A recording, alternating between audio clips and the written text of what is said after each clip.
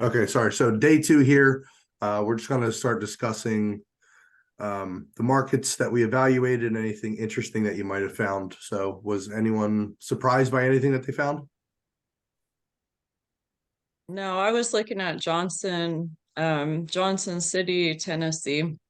I think Jody, didn't you or Stacy, one of you guys had put together just a small list and we just kind of went at it from there, but nothing surprising to tell you the truth. But yeah, I've also been researching in Connecticut and that seems kind of interesting. Yeah, I did a bunch of digging into Connecticut because that's where we're looking. The schools there don't rate very highly. Um, and it was interesting to look at the crime rates. Okay. So, but population wise and some of the other things, I mean, Connecticut's really small, so it all kind of blended in. There were pockets of good and then pockets that didn't seem as good. And I tried to use Raleigh, North Carolina as an example. I did that one. I have a Where? spreadsheet. Raleigh, Raleigh, Oh, Raleigh. Okay. Raleigh, sorry, from the Northwest. Um, so I used Raleigh as a guide and then compared it to those since everyone thought Raleigh was so good so that we could kind of have like a comparison. Did you target a specific MSA within Connecticut? I don't know what Hartford. Yeah, I looked at Hartford. What's interesting about Connecticut, because it's only like, an hour, I think Michael said like an hour and 20-minute drive, the whole thing is it's like the total is like 75% renters, like 30 to 40, 30s and 40s. And then one zip code I looked at was 84% renters and one was 73. So it has a very large amount of renters and unmarried people basically. And the rents are like the average apartment seems to go per unit around 100,000. It varies from like 60 to 150 if you're in a nice beach area. So the prices are pretty low and the rents go from 1,200 to 3,000, like what you would pay in Boise for a 1960 dump for 300,000 bucks. So that's really interesting. I'm, still looking into it to see like how many apartments are actually for sale in this little place, kind of doing some bigger, like deeper digging in it. But yeah, our main reason for that isn't, or for Connecticut is just because we have like the construction company there to do the work and the rents are higher and the prices are lower, but still kind of looking into that. What did you find as far as being tenant or landlord friendly? Stacy looked at that. It's a like I think technically a landlord, I mean tenant. It's in the middle. Like if you look a little bit more, it's not too hard. Maybe she could talk more on it, but it's not you explain. That's How did fine. I mean, I would say, yeah. I mean, I think if you just type in tenant or landlord sets friendly, it says that it's more tenant friendly. But if you like rated it, it's kind of more in the moderate level, I guess you could say. Like for instance, there are laws specifically put in place that they will not allow cities and counties to put in rent limits, and it's relatively easy to get a tenant out if you need to evict them. It's not a super long drawn out process that takes 6 months to a year. They said it takes 7 to 8 weeks, which is long compared to other states, but not nearly as long as some other tenant friendly states. And as far as, you can typically they're taking 2 months security deposit. I know here in Hawaii, you're only allowed to take like a 1 month security deposit. There you can do background checks. And I mean, it just seems like all of if you kind of go into the details of what the tenant landlord laws are, it didn't seem like it was all that bad to me. Okay. Did you guys compare it to anything else? Well, I looked into some, Topeka and Wichita, Kansas, because they came up on some list of Oh, especially Topeka was like at the top of this list that I found of emerging markets, but I couldn't find any reason why it hit the top of the list. It was like I spoke with someone that lives in Kansas City and he's like, "Oh, stay away from Topeka. Terrible tenant base, no real economic or job growth," which the numbers actually supported. There wasn't much for job, everything was very flat for like the last decade as far as job growth, economic growth. I tried to read through some news and see if there was some, big announcement or something coming that way, but uh yeah, I'd say I found more markets to check off the list. Yeah, that's always good. Do you want to start comparing them to other markets you're looking at? So if you only look at one or two, there's not a big difference usually that you'll see unless you compare a Raleigh, North Carolina to a San Francisco, California. Then you'll see that big difference. But and that's why I said 10, because you have to evaluate a bunch of markets to really kind of see where they all settle in there. Another thing I want to make sure that everyone understands too, I understand there's a construction company that you guys have in a connection to into Connecticut. So that's great. You have boots on the ground there. Always consider how far you have to travel to these places as well. I was looking all over the country and I was willing to take on, anything in the beginning. I live in New Jersey. After traveling out to Wichita, Kansas, I wouldn't look at anything more west of that. It's just too long of a day to travel out there. So one thing I did want to share with everyone here.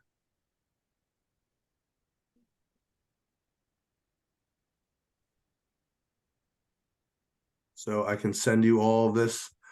This is something I use just to take a quick glance at which states are landlord friendly and which ones aren't.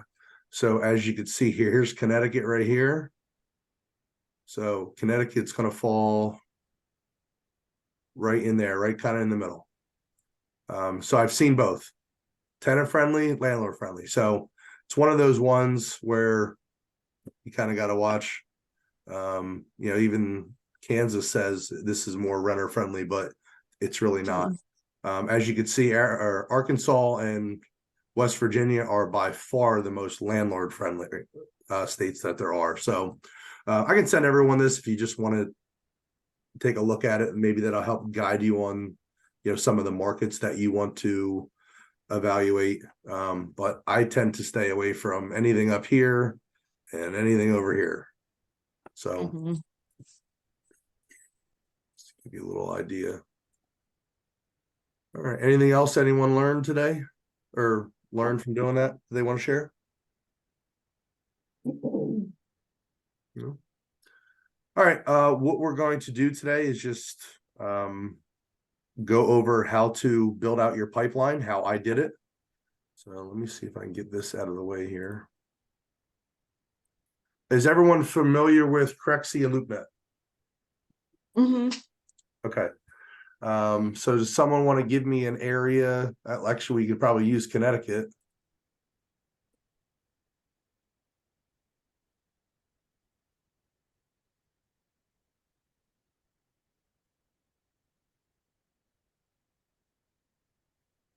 Okay, so if this was me personally, I'd be looking probably right around this area and this area. I just move my thing out of the way here. Sorry, my computer's being very slow. Those are going to be your biggest populated areas. You start getting out into where the green is more, you're going to have issues with property management. Do you have a criteria set that you're looking for? We've been trying to figure that out because, I'm very familiar with syndication and, kind of how that's all set up. And what we're talking about doing is, joint venturing together, just a handful of us. And, like if we pursue this, we're figuring it out right now because like I said, it's all different than what I was doing before. So I think we're trying to figure that out. How do we just buy this? What type of property or what size property do we find to buy and hold where we're actually making some cash flow? And then how much money we would need from other people. So like having that whole shift from syndication into what we need to look for a joint venture amongst, let's say maximum 8 people, let's just say, is all different to me. So to answer that's a long way to answer. We're not exactly sure. We've been looking at a 12 unit just to kind of come to find out that between 6 or 7 people, you really won't make hardly any money at all. So we're working on that. Okay, so obviously you're looking at smaller properties, so we could just, and it stop me if I'm doing anything you're not familiar with. I'm happy to explain how to use this. I just come in here, I have it all set to multifamily already. So I just come in here and I check off these 3, which are always checked, because I only want to see apartment buildings. If you guys are going to be looking for something else, obviously check that box. I come down here, I put in, we're going to say 10 to 30 units. Again, this is just for today's purposes of training. I'm not putting anything else in. I just want to see what comes up.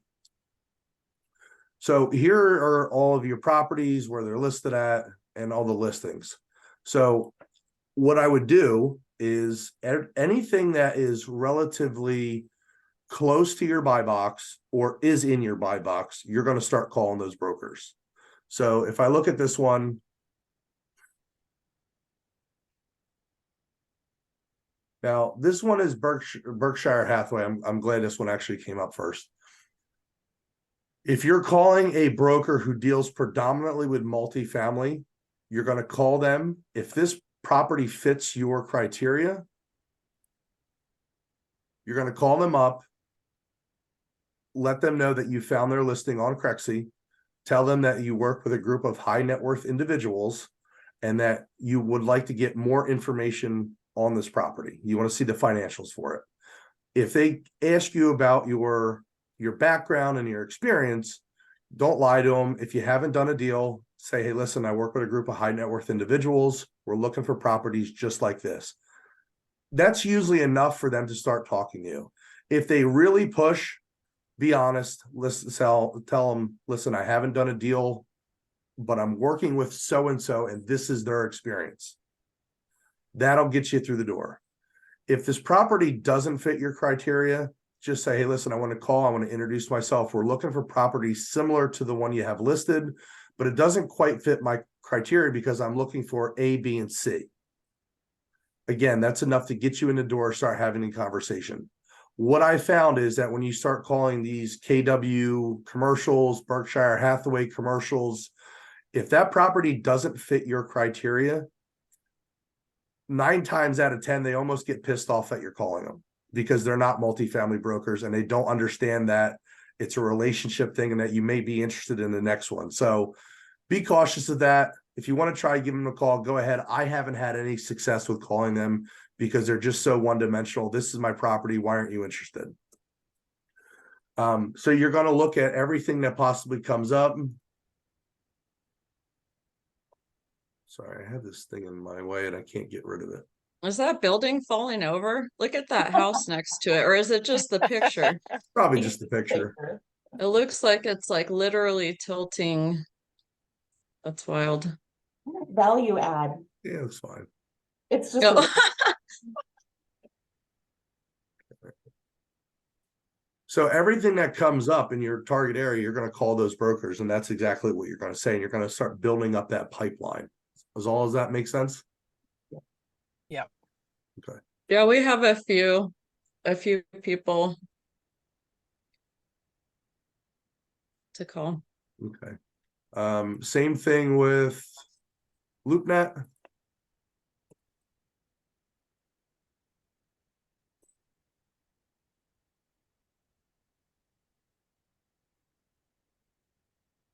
Just go to your filters, put in your criteria.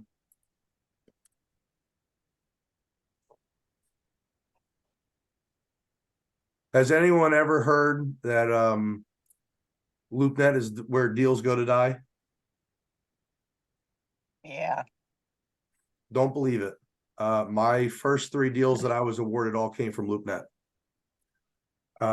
There was a couple brokers that came from Berkadia that started their own company, MMG, out in the Midwest, and they were trying to build a pipeline. So they were putting all of their deals on Crexi and LoopNet. You have some brokers that's their whole game plan is to put their properties on Crexi and LoopNet. So I used to actually look at this every single day. Morning, first thing I did in the morning, I'd look at Crexi and LoopNet. Before I ended my day, I look at Crexi and LoopNet just to see what was on there. Yeah, I started doing that this week. I'll add Crexi, but I was looking on LoopNet every morning. Yeah, absolutely. I would, and again, just go down the list. What fits your buy box? Call them if there's something close. You know, it maybe this one's outside of your budget, right?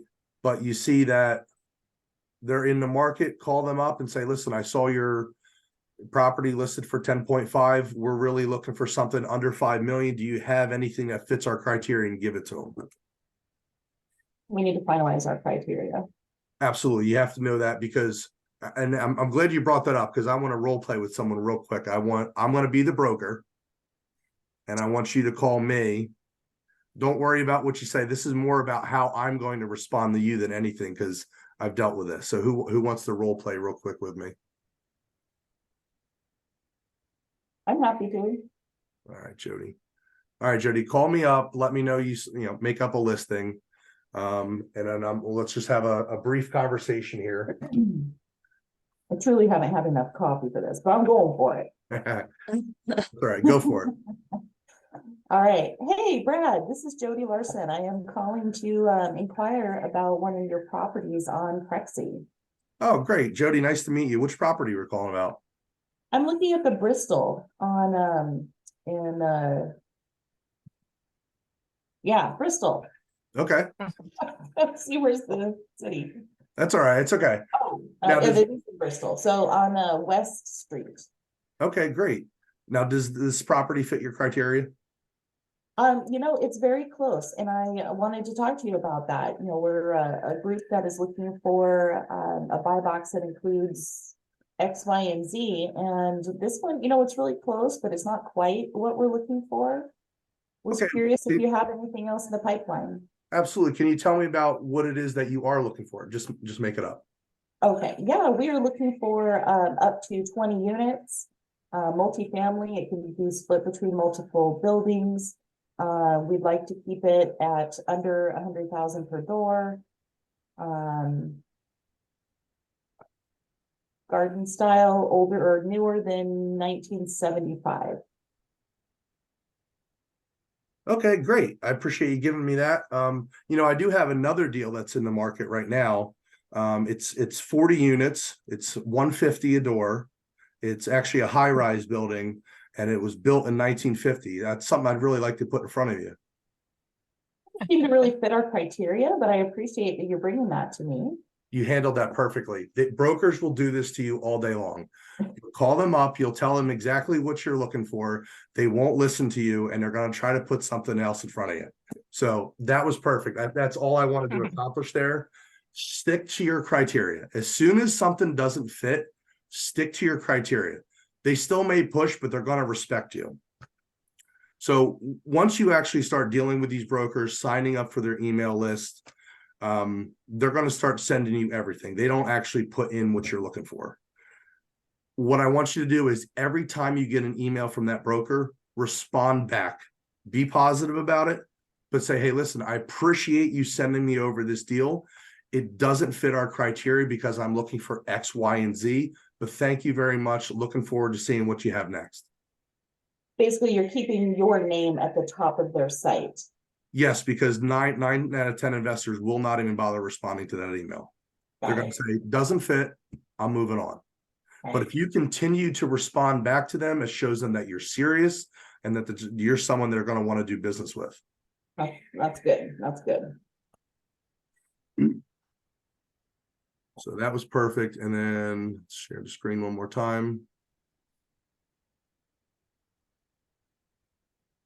Computer's being very slow today. The other way to go about this is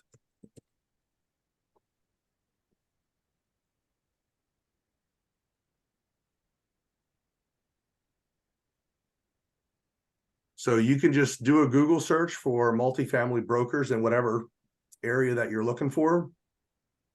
And I would do the same with all of these. I'd click on them. That's property team. I would still call a property management team if that's what that is. You're going to have to look at some of these. Some of these may just be property management companies. It's always good to build relationships with them. They may know of deals that are going on market. But go through, start calling all of these as well. Again, you just want to introduce yourself and start building relationships with all of them as well. It's not really a map, probably just because it's such a small area. Okay, here you go. So I would, again, go through all these, call them. You only really need to build a relationship with one broker. You don't need to call everyone at the office. They're all going to be working together. So just call. If you don't like someone, you don't like the way they talk to you, just call another one in the office. It's pretty simple. Can I add to that? Sure. Like, just for people who haven't made a bunch of broker calls, in Texas, like some of the big ones like Marcus and Millichap, they have them separated out by like they have one branch that's 75 units and under, one that's secondary market, stuff like that. So there's some big ones in big cities that are super popular, multifamily, you know, where they do have different guys doing different things, which is a little bit different than this tiny place, obviously. But they also, one guy that's been in the business a long time, he told me that they start weeding people out by, say, like, you know, a bunch of people just email them about one particular property, but they never make phone calls to them. And then they make a phone call and they never follow up, or they make a phone call and they don't ask any questions. Like the brokers are actually weeding people out by stuff like that. And a lot of people newer in the business are intimidated to call and not, you know how to speak the language or whatever. So they're just sending emails and you're kind of weeding yourself out by never calling and having a conversation. Absolutely, 100%. Anytime that you call a broker, they're interviewing you. They want to see if you're someone they really need to spend time with. One of the things that you'll hear, and this is 100%, this is a test. They're going to ask you, how do they word it? They're going to ask you if you have the funds available. Oh, like ask you for proof of funds. Yes, thank you. Yeah, they've been that, especially in this last year. That is definitely a thing. Yeah, they're going to ask for a POF, proof of funds. And anytime you say that, anytime they say that, you're just going to respond with, listen, we're syndicating the deal. The money's not sitting in a bank account. We're going to raise the capital for the deal. Boom. You just overcame that. Same with the line before is I work with a group of high net worth individuals. We're looking to buy multifamily properties in your area. And as long as you could speak the language, they'll talk to you. And that's why I was saying, if you're new, don't lie to them, because as soon as you lie to them, they're not going to take your call. The bigger brokerages, it's hard. The Marcus, the Millichaps, the Cushman, Wakefield, all those, they're going to have bigger properties. I would still get on their list. I would still talk to them, but those are deals where when someone's selling through them, they're going to want top dollar. Those are really hard deals to win, but I would still take a look at them. I'm just trying to think what else. I do have a little presentation here I want to show everyone just about how to build broker relationships. So if there's no other questions on how to find deals, we're just going to go over this here. So this is based on just building relationships with your brokers. Some of these are very high level. Some of these you can implement right away. Some of these you may not implement. These are just things that I've learned along the way. So building your reputation and brand, it's your most valuable asset, and you should absolutely protect that with your life. Does anyone know what the Jordan effect is? So they did a study when Michael Jordan was in the NBA that he actually there's a difference of about 5 points that the Bulls were given every single game because of the way Michael Jordan acted, the way he transacted on the court, off the court, everything that he did. And what I mean by that was when Michael Jordan entered the arena, he spoke to everyone. The security guy, people in the stands, the referees, everybody was his buddy. He'd ask the referees how their son was doing, how their daughter was doing, how their flute lesson went.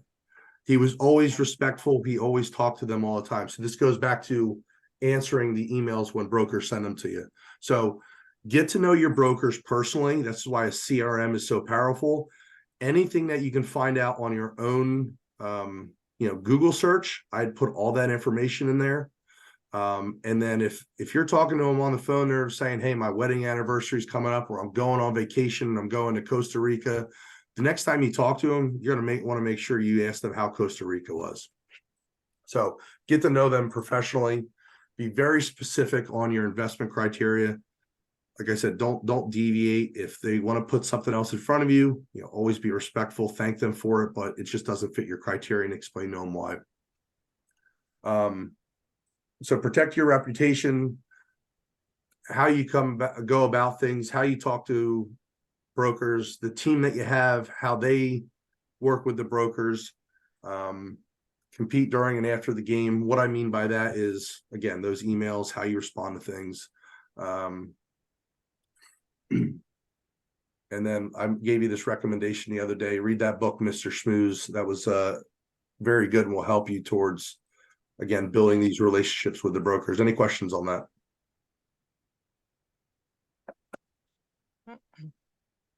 All right.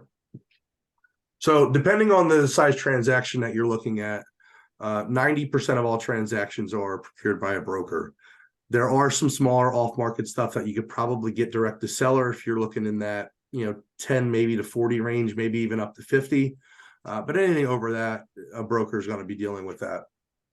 So here's what I was talking about: building out your CRM, put a contact picture, phone number, social media accounts, notes about them, birthdays, anniversaries, anything that you can do to really get to know the broker, so that sometimes you're going to call them and it's not even going to be about business. It's just going to be, hey, how you doing? Because you just want to stay top of mind all the time. I would rank your brokers, and you can do this however way you want to: A, B, C, 1, 2, 3, yes, no. You're going to start noticing, once you start talking with brokers, who has all the deals and who doesn't.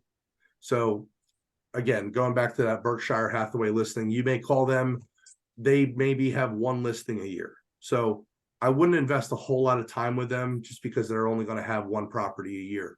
But the person that you talk to that has 20, 30 deals a year, those are going to be the people that you want to be talking to on a regular basis. So make sure that you're calling them, sending them emails, responding to their emails, whatever it is that you want to include in your follow-up.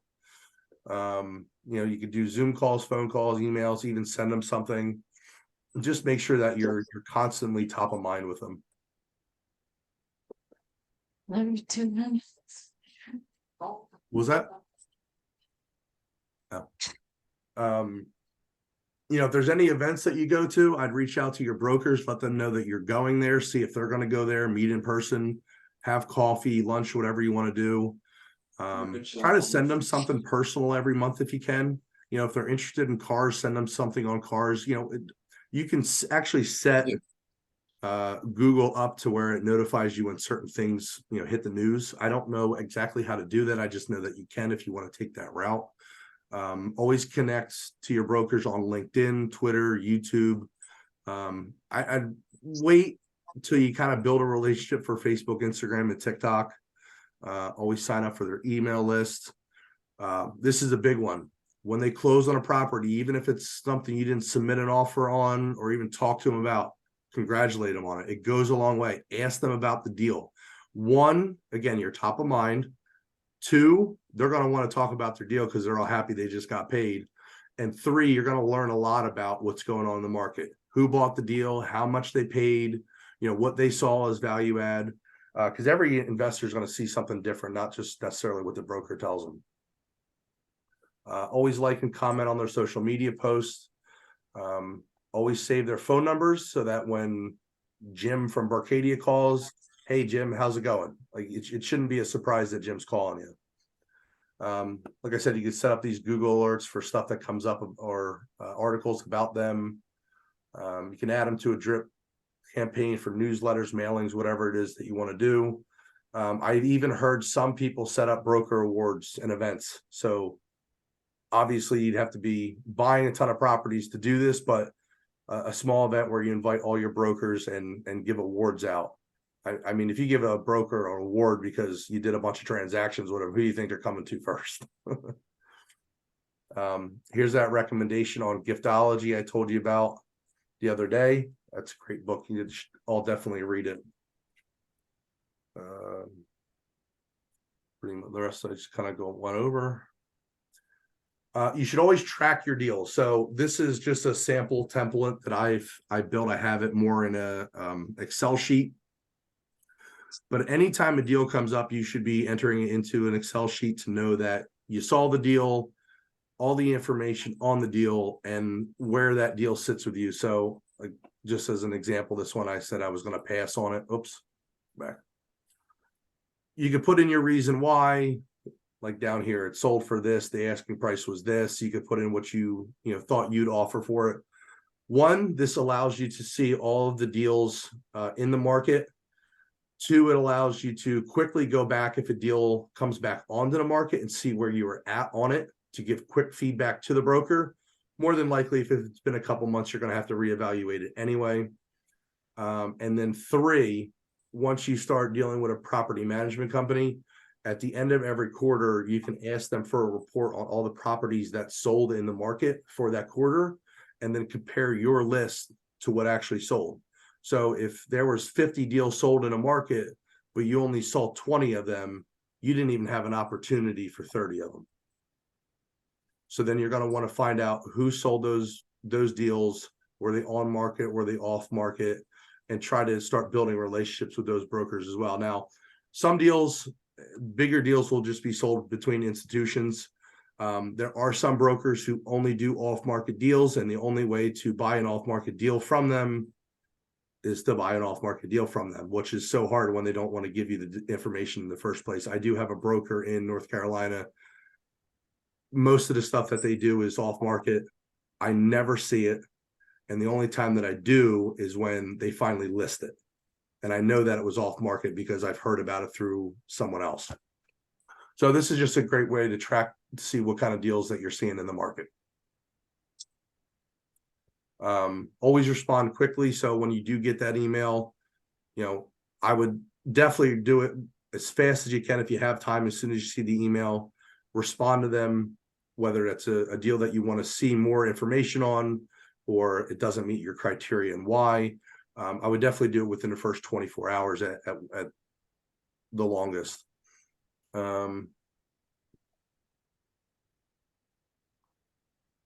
This part, do not veer from market norms or conduct business in a manner that is different from your area.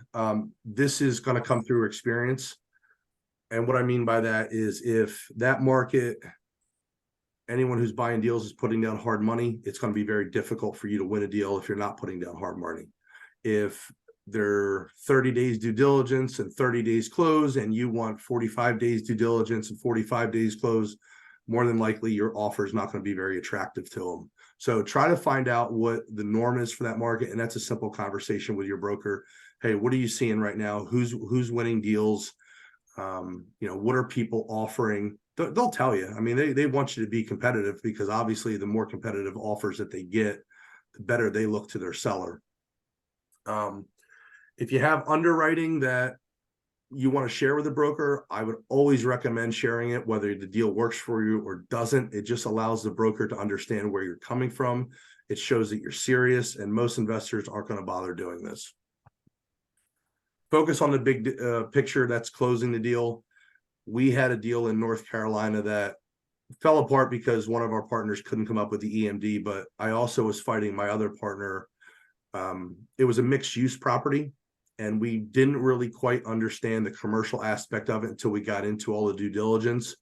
And there was about $150,000 that really the seller was responsible for putting towards renovating the last 2 units that were there.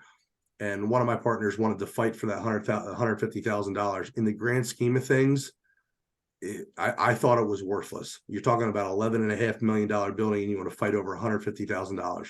You're going to make that up. So always look at the big picture, always be transparent on the deal. Like, don't lie, always be open, always be honest, share your underwriting. The more information and the better relationship that you could build, the better off that you're going to be. So that's pretty much everything that I have for today. Does anyone have any questions or anything that they want to discuss? I know that was a lot. No, it was good. It was really good. Yeah, brokers will give you awards. I got when we did our 172 unit in Waco, they sent me like this glass statue. I don't know, little glass thingy that had like the property name and the the purchase price and then my company name. So yeah, I was thinking about that too at the time, like, I wonder what I should send this guy. But yeah, I guess That's awesome. I actually have never heard that a broker sent anything. right. We actually sent whiskey glasses to the brokers. I have mine up there. It just says the name of the property and when we closed. We sent those to all the Cool. brokers when we closed on them. Oh, cool.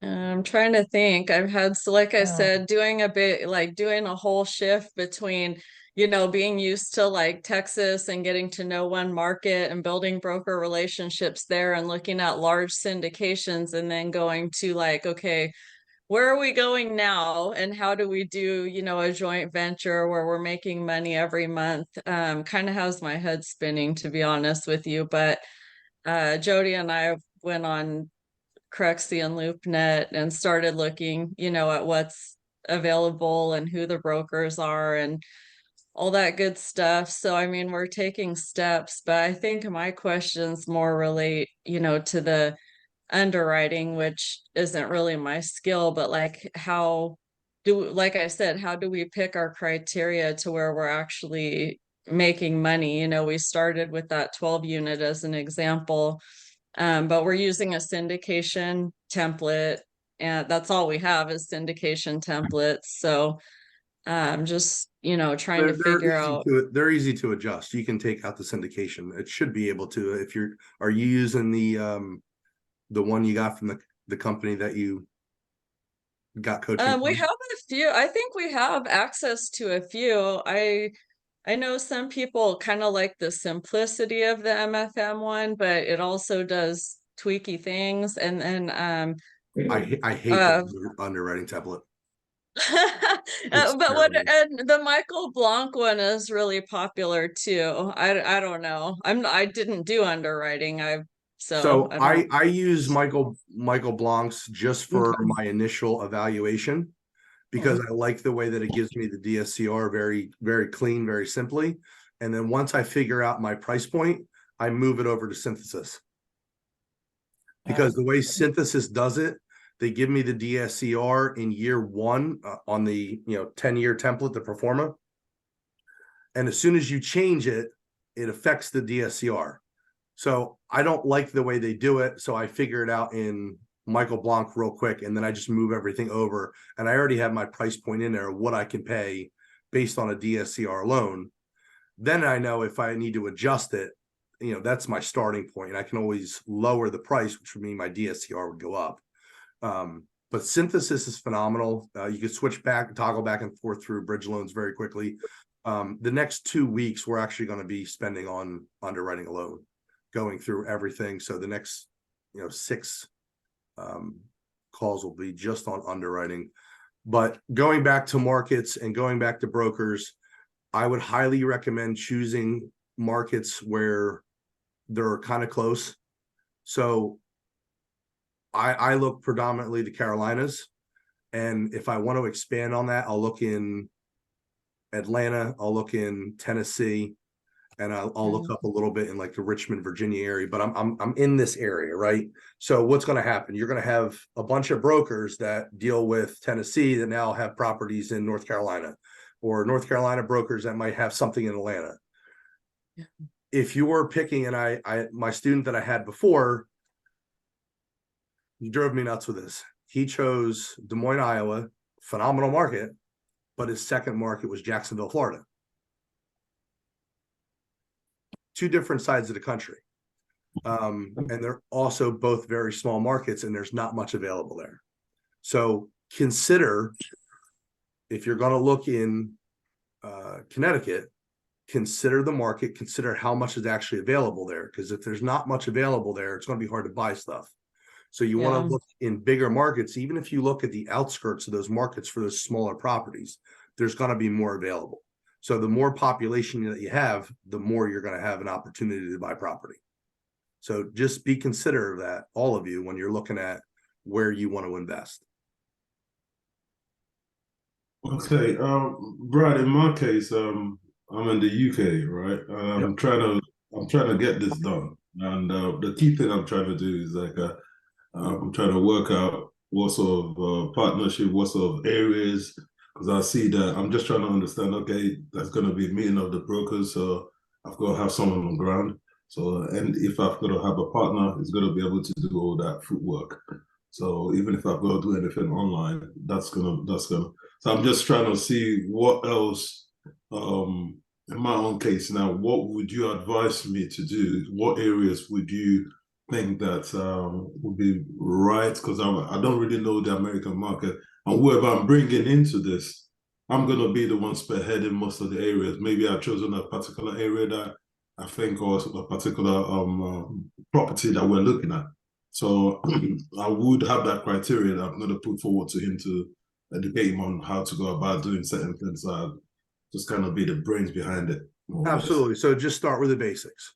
Do you want to deal with landlord friendly states or tenant friendly states? Simple Google search, or I can send you that website and you can look at which states are landlord and tenant friendly. And then from there, you're going to evaluate markets. There's no simple way to pick markets. When I started, I evaluated 10 markets and I looked at all those markets. I compared them and I said, okay, I like the Carolinas the best. So that's what you're going to have to do. Look at the states, look at markets, evaluate, choose your markets. And then from there, you're going to start selecting your criteria. Okay, I got two potential partners. One is in Atlanta, one is in Tampa, or three. One is in Texas. I mean, that's phenomenal markets right there. I can tell you that. Okay. So I would start your analysis on looking at Atlanta, looking at Tampa, and looking at Texas. I will tell you, those are some of the hottest markets and hardest to buy properties in, though. So you have to consider that as well. Okay, so is there going to be like neighboring areas that I can explore? What's that? Is there going to be like any neighboring areas I can explore around the area, neighboring towns, cities I can explore around that? Yeah, I mean, neighboring, you're just going to have to do your research. Okay, cool. So, cool. And I'll give you a quick. Let me do this. Yeah, that would be great. Just a quick search, just to show what. I'm not gonna do the searches. You're gonna have to do those, but I'm gonna just the thinking behind it, so I can.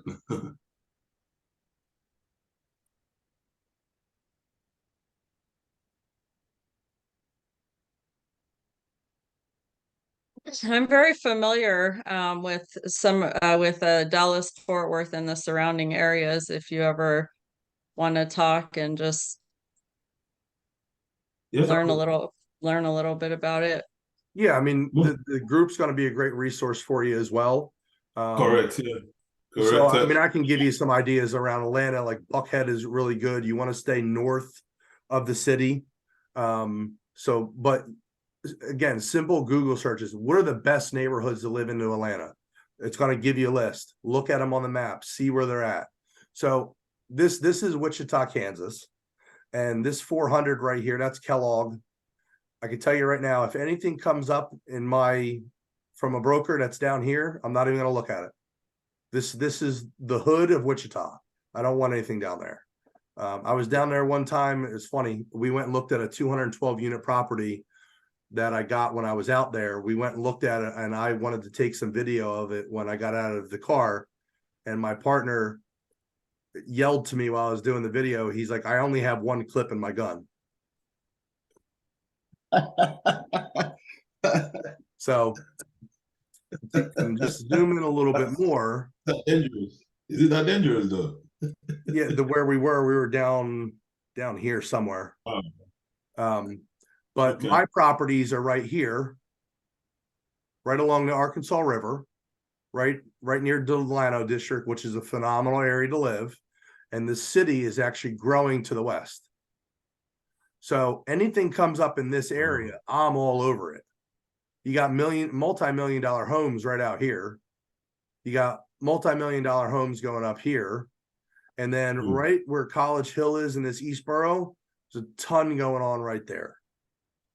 This is just from visiting my market, talking with brokers, exploring the area.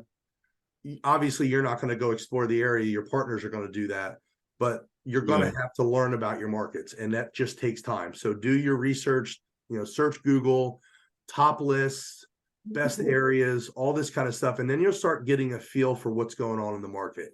And anytime something comes up and you guys are going to go look at the property in your market, I mean, that's an eye opener. Anytime you can go walk a property. We had a property come up that was in Charlotte. I thought this thing was going to be a great deal. It had $400,000 townhomes going up right behind it. It just looked like it was going to be a screaming deal. I went and walked it. There was a strip club right across the street, and all the riffraff at 2:00 in the morning would walk over into the apartment complex and wreak havoc. That's why they were selling the property. So these are all little things you're going to have to learn as you go through the process. Look at Google Street View when you get a property, see what's around it. Anytime you see bars and stuff, I mean, that's kind of a red flag. Doesn't mean that it's necessarily a bad thing, but those are things to consider. And all of this stuff just takes time. You want to know your market inside and out. Pawn shops and liquor stores. Yep. What's primarily right there, pawn shops and liquor stores, or shopping and restaurants and whatnot. But like if you're saying Texas and Tampa, Florida, some of the big things that you guys have to look at in those areas, depending on where in Texas is the insurance costs, that can that can 100% break a deal real quick in those markets. The other thing too is, I mean, always ask the broker. A very powerful question that you can ask a broker is, how would they do something? Is this a property that you would buy? How would you underwrite this deal? Because if a broker's if you ask about, hey, would you buy this deal? And they hesitate, they know something's going on. That's probably going to be 99% of the ones they have. But that'll teach you a lot about the market. And you can always, if you're starting to build that relationship, just ask them, hey, where are the good areas to buy in whatever city it is? They'll tell you. Just to ask, and in the UK, what we normally do is that sometimes we do send out direct mails, because we've got like a land register. We can get the names of the owners of the land, and we just send them letters just to tell them, oh, we're interested in your property. If you're looking at properties 40 units or under, you can definitely do that. Anything above that, you're probably just wasting your money. Okay. I mean, think about it. If you got a 50 unit deal, and you could sell that thing for $6 or $7 million, I mean, how much do you trust in a piece of mail coming through that somebody wants to buy your property? These are more savvy investors. These aren't homeowners. These aren't people who have no idea what's going on in the market. Like, they understand. All right, cool. So for 40 units and under, you more than likely you got mom and pops, and maybe they're just tired and they don't want to fix it up and they want to get rid of it. They'll probably talk to you. But I mean, if I get a piece of mail, which I do, I get stuff for my properties all the time. I have no interest in talking to the people. I'm gonna put it on the with a broker so that they can list it. I want top dollar for our property. I mean, we put in a lot of hard work for it. I'm not going to just let one offer come in and see what they offer. Yeah. Plus, if you're doing big syndications, like 100 units plus, it goes real fast to the lawyers. Like your buyer lawyer and seller lawyer, and you quit communicating at a certain point and it goes between lawyers. So, you know, that kind of goes along with what he's saying. Okay, so I should be looking at anything under 40 units. If you're going to do a direct mail campaign, yes. Okay, cool. If you're going to buy 40 units and up, you're going to be going to a broker. If you're looking at Okay. 100 units and up, I'm just going to warn you, you're going to be dealing with institutional buyers. That's good. Just my first time actually getting to know the American real estate market a little bit, but the same time, my key goal is having to have a deal that I can bring to investors. So I'm looking at bringing investors because I do have a digital marketing experience. So no, I'm just thinking how I can advertise, get investors on the deal, and just be part of the deal, more or less. I set the deal up more or less. So that's what I'm thinking. How I can utilize the information that you're giving now and internationally work from where I'm at, but still be able to coordinate and have things done. Yeah, I mean, everything's going to translate, and we're going to get after cool. the underwriting, we'll get more into, you know, the submitting of the offer, the due diligence process, Right. and then asset management. I actually have our asset manager who's freaking phenomenal. He's going to talk to all of you guys, so you're going to get to learn about asset management straight from someone who's actually doing it. And then that's pretty much going to be it. But I'm not going to get into how to structure anything or any legal aspect of it. That's what a real estate attorney's for. Okay, cool. Well, cool. You know, I have recommendations. You're also going to want to talk to your SEC attorney. They're going to handle all that kind of stuff. I don't want to give any bad information. I'm going to let them do what they're good at, and that's why you pay them a lot of money.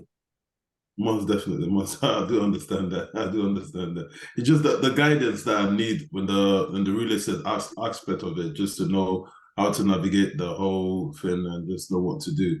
Absolutely, and we'll get to all that. And this is, you know, I always tell people, go into this with a realistic expectation of how long it's going to take you to get your first property. I figured it was going to take me 1.5 years. It took me almost 2.5 years. But I also had a certain criteria of what I wanted.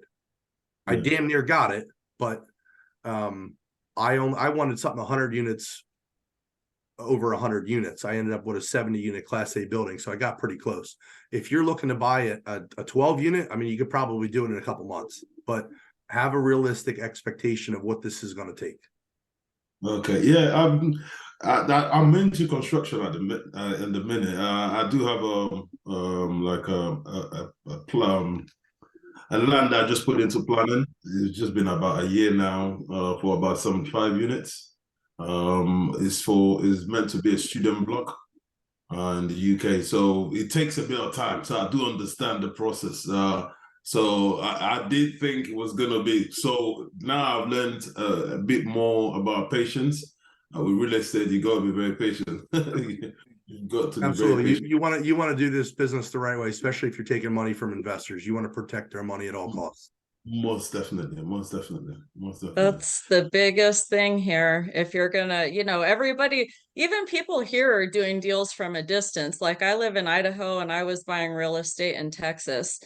But what I've learned is the biggest thing is really your partners. You know, you can do, like I did the 172 unit in under a year, but definitely take your time finding trustworthy people, because you're going to rely on them a lot from a whole nother country. And to be honest with you, there's a lot of hype and stuff in this multifamily world over here in the US, and a lot of people that appear to be trustworthy aren't, and they structure their syndications to protect themselves, not the whole GP team, because there's a whole team of general partners behind a larger syndication. And it's really, I've learned some lessons the hard way this year for sure, relating to partners and different things like that. But that's crucial, like to really get to know people and what they're trying to actually do. I've had a good deal and I had a deal go south. And So, we'll yeah. get into more of that kind of stuff after the underwriting classes as well. Yeah. Does anyone have any more questions on just what we Thank you talked for your about time. today?